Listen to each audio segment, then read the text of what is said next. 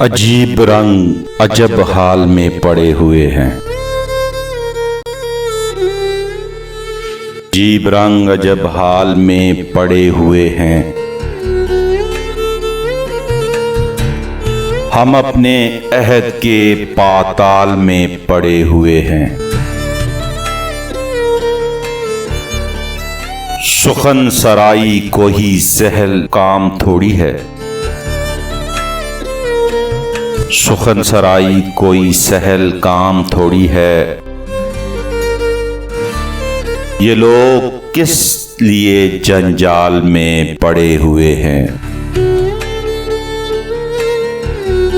उठा के हाथ पे दुनिया को देख सकता हूँ। उठा के हाथ पे दुनिया को देख सकता हूँ। सभी नजारे बस एक थाल में पड़े हुए हैं। सभी नजारे